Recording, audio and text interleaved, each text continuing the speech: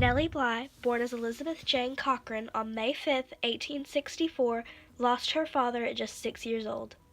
When her family became unable to maintain their land and house, they moved. Later, her mother remarried but divorced due to abuse. Growing up, Nellie aspired to write as she invested in a handwritten letter to the editor of the Pittsburgh Dispatch. The short piece greatly impacted the editor by providing him with the perspective of the negative representation of women. The editor did more than just read the letter, but also printed her rebuttal and offered her a job as a columnist that only addressed matters with women. However, Nellie wanted to diversify her articles to people with interests of more serious matters dealing with men and women.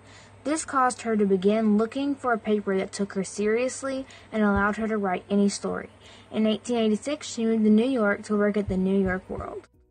Nellie Bly requested permission from publisher Joseph Pulitzer to go undercover in an insane asylum amongst real patients learning how they obtained treatment.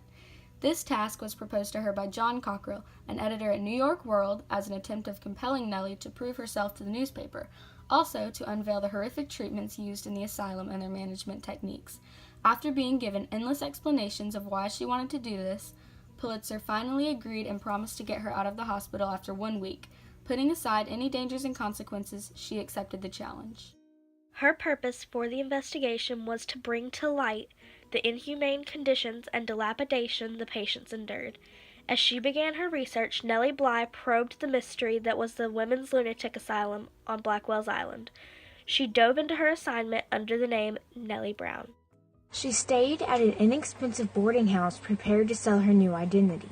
To end up in the asylum, she intended to pretend she was insane and poor, a plan she was sure would work. She did not speak much and stated that she was from Cuba, awaiting her suitcase to arrive. She stared at others and began to explain how everything was sad. She also asserted that she was afraid of insane people and that everyone there looked it. Everyone bought her story. The next morning, her ploy was almost successful as it was planned for her to be sent to Blackwell's Island. To continue playing the role, she refused at first. The police, a judge, and doctors were called agreeing that she leave, not for the island, but for Bellevue Hospital.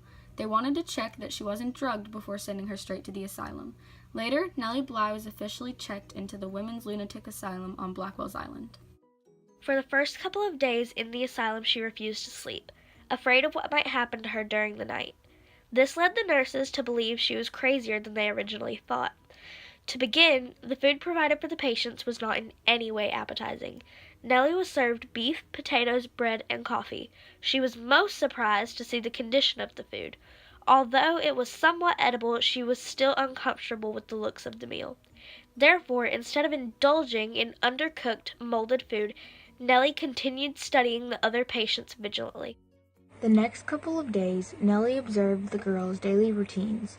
Bly experienced one woman calling out for her son Georgie, and another one would sleep, constantly being awakened by her own snoring. While at the hospital, she realized how many of the women were not crazy, but instead misunderstood and misinterpreted. Several women would often approach Nellie and sometimes start a conversation, which would lead to a small friendship that consisted of shared treatment stories and experiences. One woman told Nellie the story of when she was crying and being punished by the nurses, who were beating her with broom handles while several others were jumping her. The patient confided in Bly and explained her brutal experience of her hands and feet being tied together, all while being strangled with a bedsheet over her head so she couldn't scream. They would then fill a bathtub with freezing cold water and force the patient's head under until she no longer had any hope of fighting back. Nellie couldn't believe what she was hearing and felt heartbroken.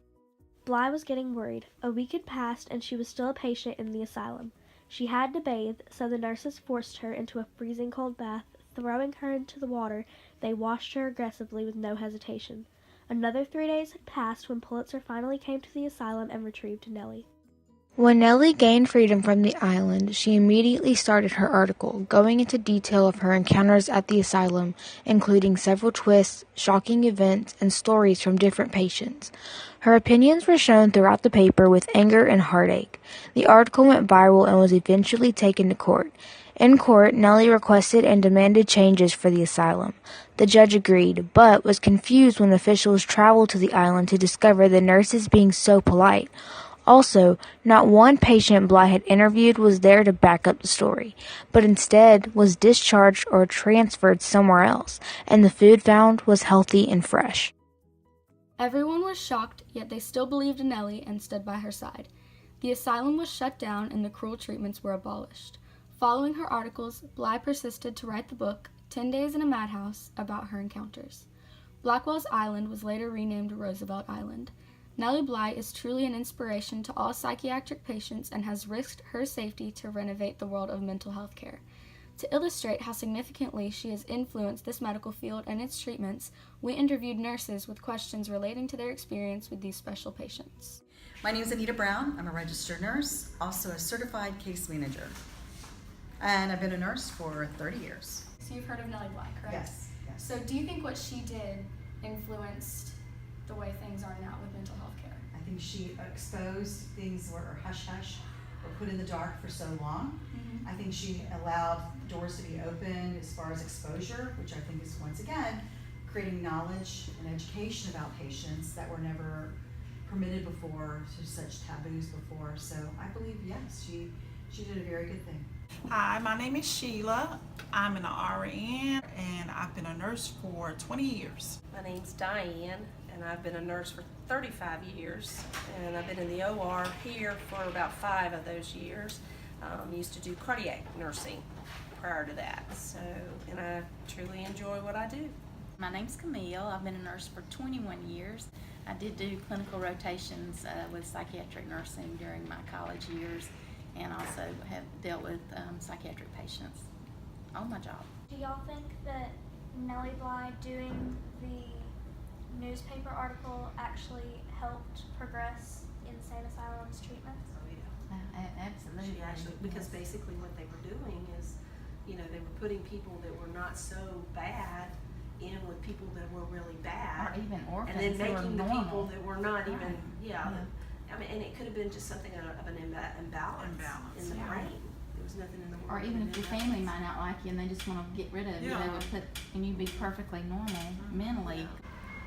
I'm Marie Wells. I am an employee working here in the OR for many years with 21 years of experience. I'm a surgical technician. I've seen lots of patients come and go over a period of time. What was it like working with the psychiatric patients? It can be very intimidating at times. I've worked down in the ER at times, and they have a special room designated for psych patients.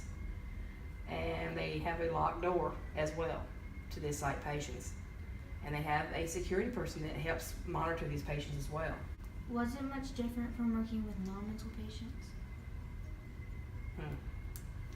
No, you try to treat them all the same, but you try to be very precautious at the same time.